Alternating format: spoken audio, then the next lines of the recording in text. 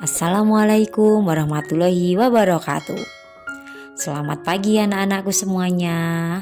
Gimana kabar kalian? Semoga kalian tetap sehat dan semangat untuk mengikuti pelajaran dasar desain komunikasi visual bersama Bu Anita. Nah, kali ini kita akan belajar nih tentang komposisi tipografi. Untuk capaian pembelajaran pada akhir fase E, kalian diharapkan mampu mengidentifikasi jenis, fungsi, karakter, anatomi, lingkup huruf, dan dasar desain tipografi yang umum digunakan dalam desain dan menerapkannya dalam perancangan dan proses produksi dalam eksekusi kerja desain komunikasi visual. Nah, di sini nanti kita akan belajar yang pertama definisi, kemudian yang kedua jenis, yang ketiga anatomi, dan yang terakhir fungsi dari tipografi. Kita coba buka dulu yang pertama, yaitu tentang definisi. Nah, anak-anakku, apa nih yang kamu pahami nih tentang kata-kata tipografi? Apakah kalian pernah mendengar?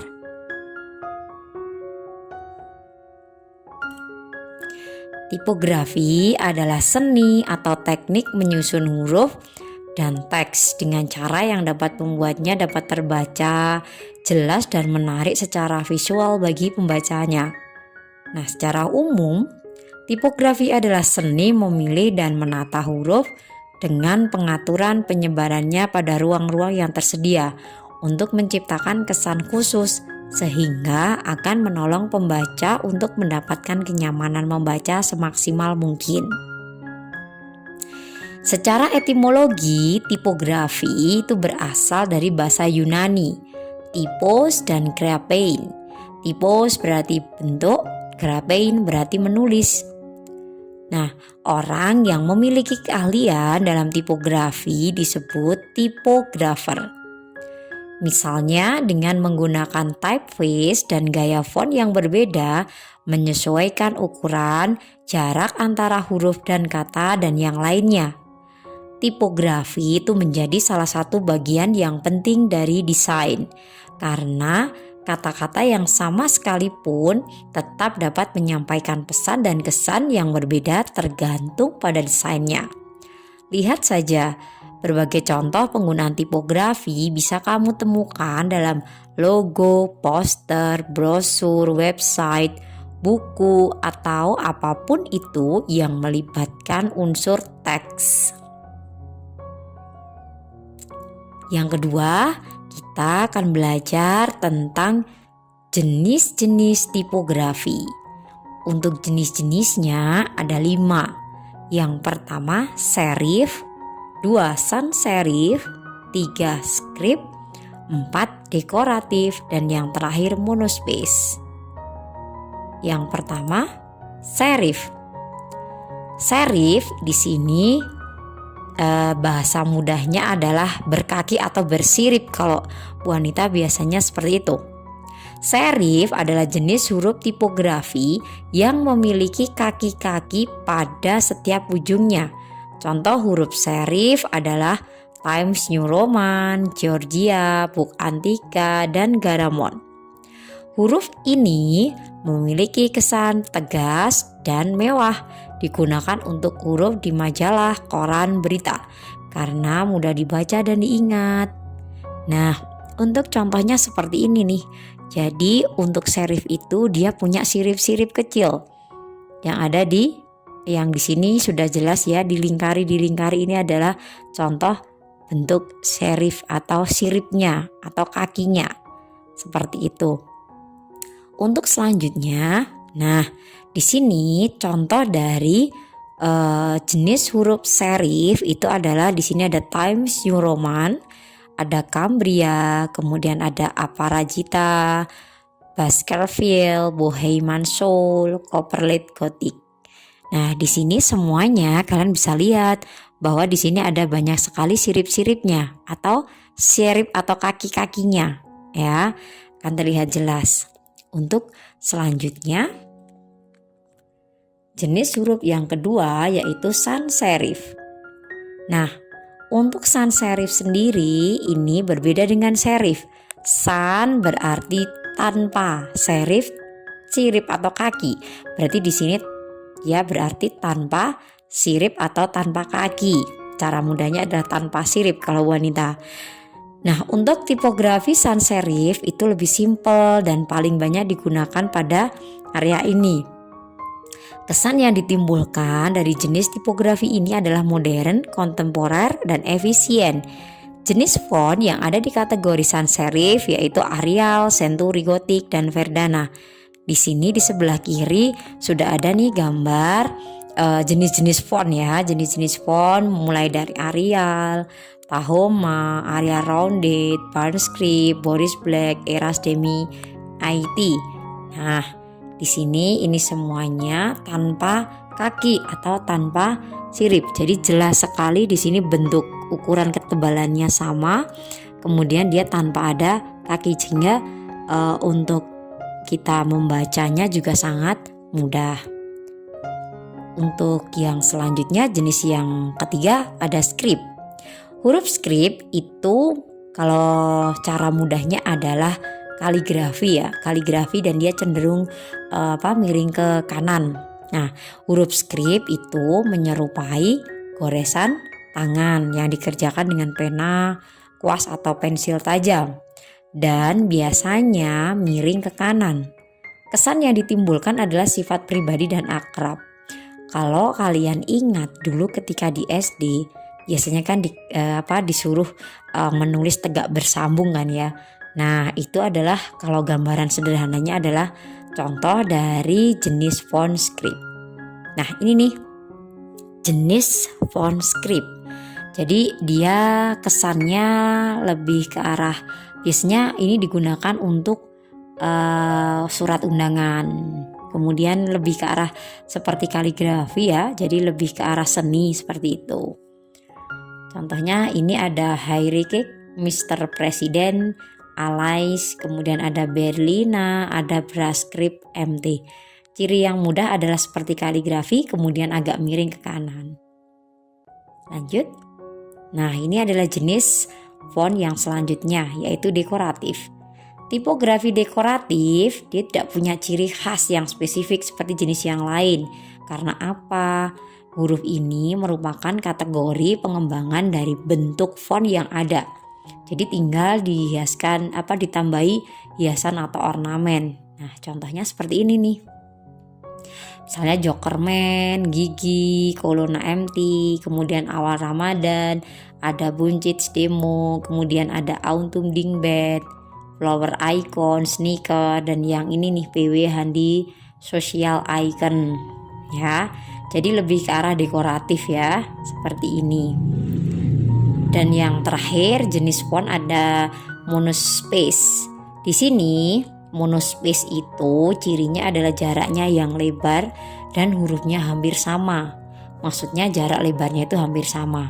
Contohnya ini Courier New, ada OCR extended. Di sini kan kelihatan seperti ada jarak yang sangat jauh dan tapi sama sih, ruangnya sama seperti itu. Huruf W dan I itu akan mempunyai ruang yang sama. Contohnya OCR, kemudian ada Courier. Nah, selanjutnya setelah kita tadi belajar tentang definisi, kemudian jenis-jenis huruf atau jenis-jenis tipografi, kemudian kita lihat nih untuk fungsinya. Nah, fungsi utama dari tipografi adalah membuat teks menjadi berguna dan mudah digunakan. Artinya, tipografi itu berbicara tentang kemudahan membaca teks atau readability dan kemudahan mengenali setiap huruf dan kata, legibility. Menurut Rustan, tahun 2011 terdapat 2 aspek penilaian penting terhadap tipografi dalam fungsinya sebagai penyampaian pesan, yaitu readability, berhubungan dengan tingkat keterbacaan suatu teks atau kemudahan suatu teks itu dibaca. Teks yang readable berarti keseluruhannya mudah dibaca. Contoh, Perhatikan pada gambar kanan. Di sini gambar kanan ada dua, yang satu atas, satunya bawah. Kita lebih mudah melihat atau membaca yang bawah daripada kita membaca yang atas. Nah, di sini berarti yang bawah ini mempunyai readability yang lebih bagus daripada yang atas, karena jarak atau spasi antar huruf ini lebih luas daripada yang atas. Seperti itu, readability, kemudahan dalam membaca. Selanjutnya, fungsi yang kedua adalah legibility. Ini berhubungan dengan kemudahan mengenali dan membedakan masing-masing huruf atau karakter. Legibility adalah tingkat kemudahan mata mengenali suatu karakter atau huruf tanpa harus bersusah payah melihat atau membaca. Untuk perhatikan kalian di sebelah kanan, di sini sama-sama ya tulisannya legibility, tetapi untuk yang tulisan yang di bawah ini ternyata lebih mudah dibaca daripada tulisan yang di atas. Nah, berarti tulisan yang di bawah ini lebih legible daripada tulisan yang ada di atas. Ingat, fungsi tipografi tadi ada dua. Yang pertama readability, yang kedua adalah legibility. Ya, itu kemudahan dalam mengenali huruf dan kemudahan dalam membaca huruf. Selanjutnya kita ke anatomi. Anatomi tipografi. Menurut Rustan, seperti halnya tubuh manusia, huruf itu mempunyai organ yang berbeda. Gabungan seluruh komponen dari suatu huruf merupakan suatu identifikasi visual yang dapat membedakan antara huruf yang satu dengan huruf yang lain. Nah, kita lihat gambar anatomi berikut ini. Nah, ini adalah gambar anatomi dari tipografi. Kita lihat di sini ada mulai dari serif sampai terminal. Ya, untuk serif sendiri berarti sirip. Serif ini berarti sirip. Ya, centang-centang kecil. Sirip-sirip kecil yang ada di pojok-pojok huruf ini namanya adalah serif. Kemudian ada cap height. Ini ya, tinggi huruf besar ini batas atas atau tinggi huruf besar. Kemudian ada baseline, garis horizon huruf, baseline. Ini ya, garis bawah huruf ini namanya baseline. Garis bawah huruf, garis horizon huruf ini namanya baseline. Kemudian ada X height, ini tinggi huruf kecil. Jadi tinggi huruf kecil. Kalau tadi adalah batas bawah huruf kecil ya. X height ada baseline. Kemudian ada type size. Type size ini adalah ukuran fontnya. Ukuran fontnya itu kan ada 12, ada misalnya 24 itu. Kemudian ada ascender sama descender. Ascender ini adalah tongkat atas di atas X height. Tetapi untuk descender ini adalah tongkat bawah atau garis yang ada di bawah baseline. Nah, kemudian ada counter. Mana counter? Ini ya, bagian putih yang tertutup. Ini namanya counter. Selanjutnya ada loop. Loop ini adalah garis yang melingkar. Kemudian ada ear. Ear ini adalah seperti telinga. Huruf G, huruf A. Di sini biasanya ada huruf G, huruf A. Ya, ini. Kemudian ada tail. Tail ini adalah ekor. Di sini ada di huruf Y.